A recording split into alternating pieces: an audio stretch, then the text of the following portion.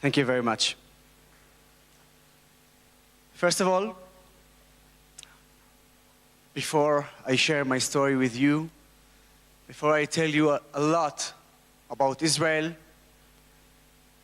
about what's really going on, I must share my feelings right now. In the last few days, I've been working a lot, and I've been under a lot of, tired because of work. Not much sleep because I have to prepare myself for a few things that I had coming ahead in this week. So I woke up and I feel that I'm a bit tired, that I have not so much energy. But I can tell you one thing for sure.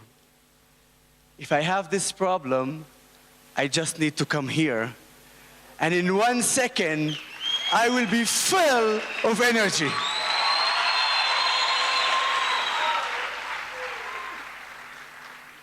Guys, I entered the church, and the only thing I was saying is, wow. Wow for your energy, wow for your belief, wow for what you're standing for, and to be honest with you, thank you. Thank you.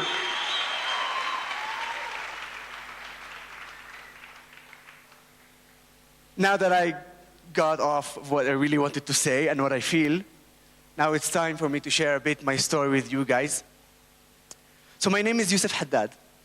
I am 35 years old. I was born in Haifa, but I live now in Nazareth. And I'm sure you're well known about Nazareth and how important Nazareth is for us.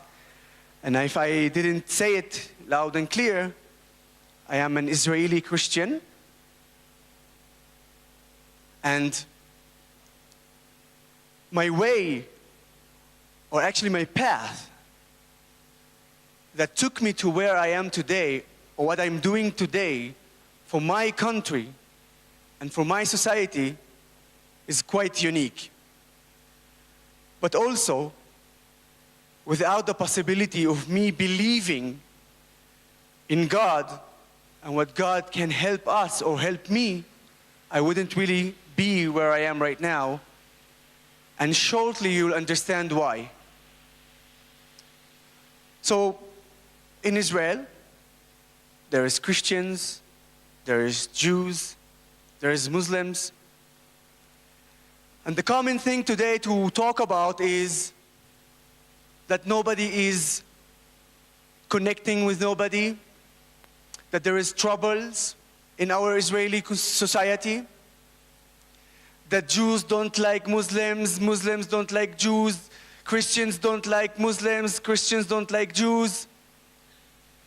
Let me tell you the truth. And it's simple. Yes, there is hatred.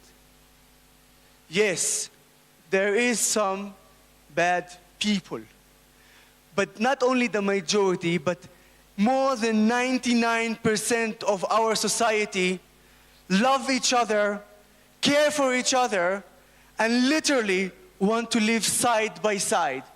And this is my message to you in order for you to say it, not to yourselves, but to people that you meet here in South Africa that tells you lies about Israel. Listen to this carefully. The majority of the Israeli society care and love about each other, and it doesn't matter what religion you are, or what color is your skin, or what you believe in, or what you don't believe in. As for me, yes, I'm in for that. Yes.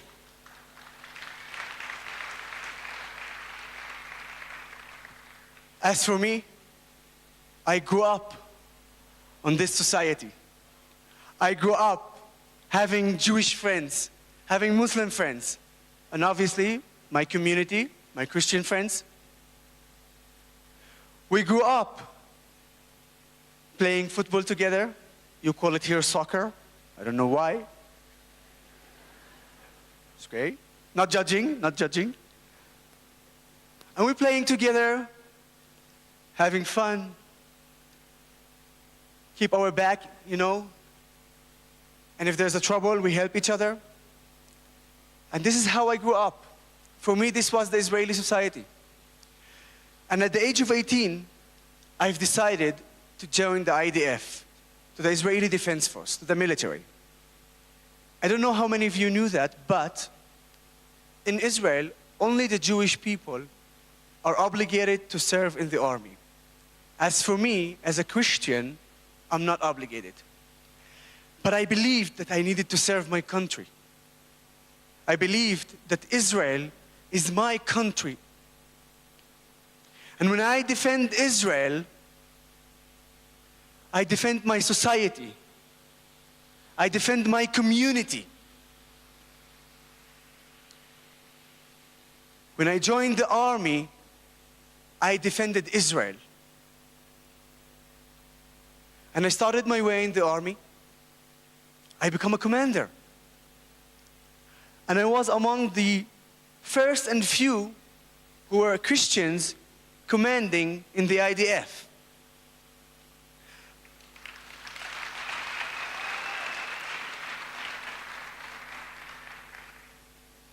And I'm saying that because I do want to show you that in Israel, if you want to achieve something, if you want to become something, if you really want it, there's nothing that can hold you from doing it.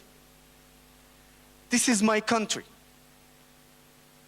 Later on in my life, or in my service, unfortunately, 2 months before I was supposed to finish my service in the IDF, Hezbollah, which is a terrorist organization, kidnapped 3 of our soldiers, and then the Second Lebanon War started. I was there. I was there because we needed to protect ourselves. I was there because while I'm in Lebanon protecting my country, rockets fell on Nazareth, on my city, killing kids, wounding civilians, innocent people, because terrorists don't really care about where they're aiming their missiles. As long as you're in Israel, we want to kill you. I was there to defend Jews, to defend Muslims, to defend Christians, to defend Israel. It wasn't easy. It was very tough. 2 days before ceasefire, on the 10th of August, 2006, I was badly injured. Hezbollah decided to launch an anti-tank missile towards me. An anti-tank missile that usually you launch it on tanks to destroy tanks. They decided to launch it towards me, at me. From this point on, there's not really a logical explanation, but the only one thing that comes up always in my mind is God. And you will understand shortly why I'm saying this. The anti-tank missile, when it fired at me, later when the army did the research about what happened, they understood that the missile itself bypassed me just by a few centimeters.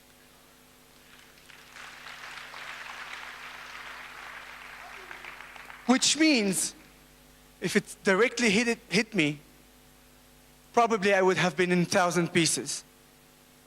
But it hit a wall that was very close to me. From the explosion, I flew in the air and I landed on my belly. I understood that I was injured. I understood that my injury was very bad. But try to guess what was my first thought while I was lying on my belly. My first thought was, oh my God, what I'm going to tell my mom now. And I'm imagining her face, angry that I got injured. Then I turned on my back, and I understood that my foot was cut off. Hold on a second, don't worry. I got a good story about it. I start shouting. My foot was cut off. My foot was cut off. My soldiers, my friends, they literally immediately evacuated me, put me on a structure. I was in a shelter that in the middle of Lebanon, and they start giving me the first aid. A shrapnel cut through my face. Another one went from here, out of here. I was bleeding everywhere. In fact, the doctor on the field said this sentence. He was an amazing doctor, but he was lack of tact. And he was just next to me, and he goes on the communication. So it's simple.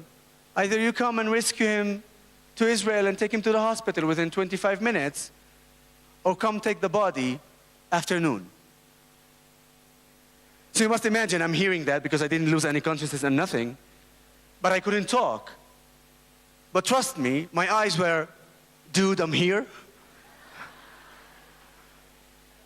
Like, at least go say it in another place. But by God, within 25 minutes, I was in the hospital.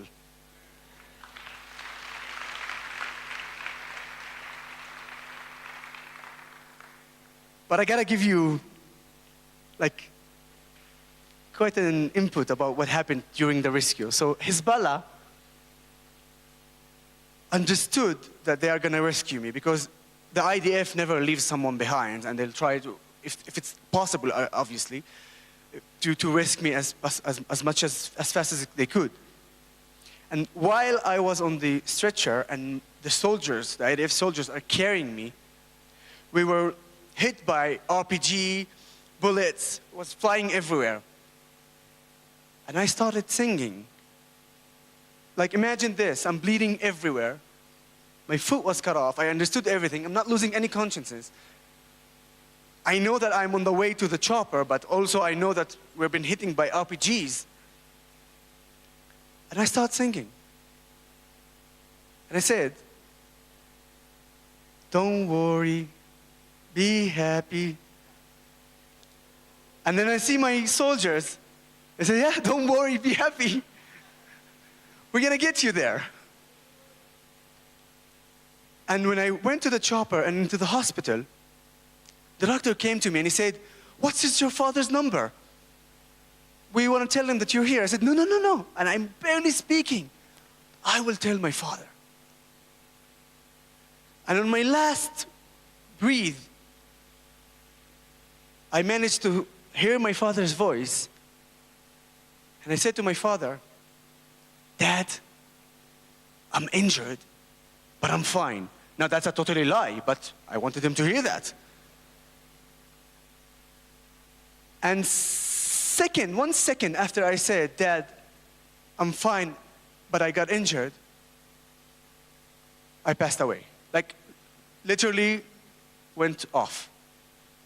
Didn't remember anything until 6 days later. I woke up after 6 days and having over 12 surgeries. When I woke up, I imagined, I knew what happened. I knew that I was injured. I knew that my foot was cut off.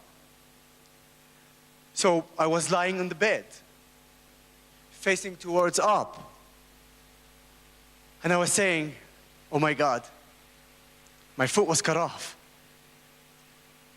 Do I still have a foot? Or they do anything else? And I was like this, and I'm praying, God, please, let me see that I have a foot. Now, the easiest thing is, you just take your head like this and do like that, and you would see if you have a foot or not. It's less than 1 second, right? I'm telling you, it felt like 1 year doing that. And I was saying, God, do I have a foot? I don't have a foot. Do I have a foot? I don't have a foot.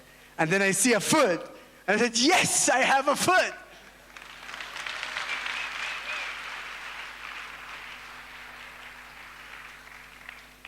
So the doctors in Israel did an amazing job. And they managed to reattach my foot.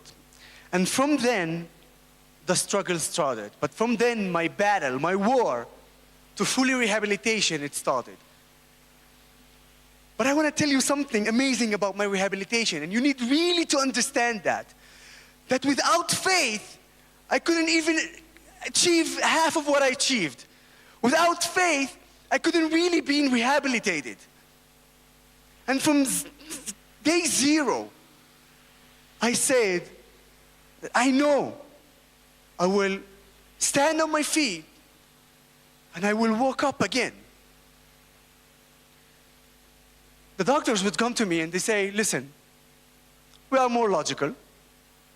We have our own perspective on what happened. And we think that what happened to you is already a miracle.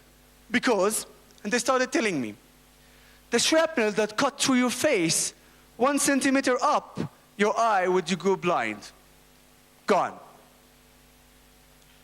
Here, hold on a second. Listen to the end. Here, the shrapnel that got here and got out of here, if it was 1 centimeter to the right, it would hit a vein that we needed to amputate your whole foot, your whole leg. And in terms of how they managed to reattach my foot, they don't have even explanation about it. They managed to take my own foot, put the veins, put the muscles, put everything.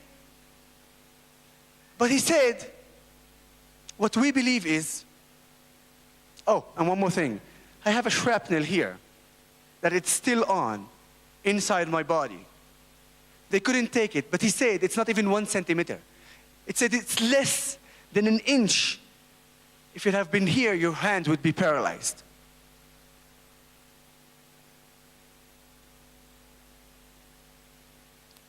As for my foot, as for me being able to walk again for my both legs, he said, we believe that you will be able. But the top that you can achieve, it would be going like this, limping. I'm a believer.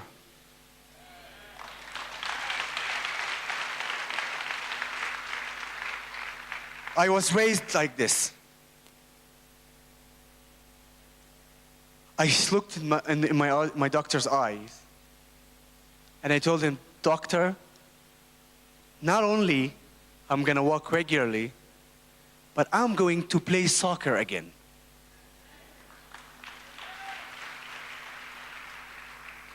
He looked at me and he said, the higher the expectation, the bigger is the disappointment.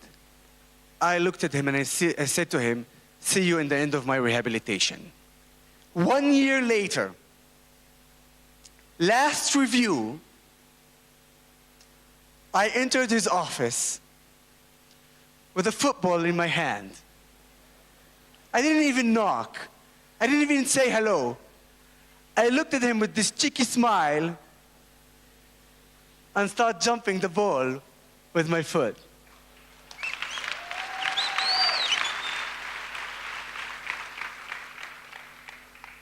Want to know what he told me?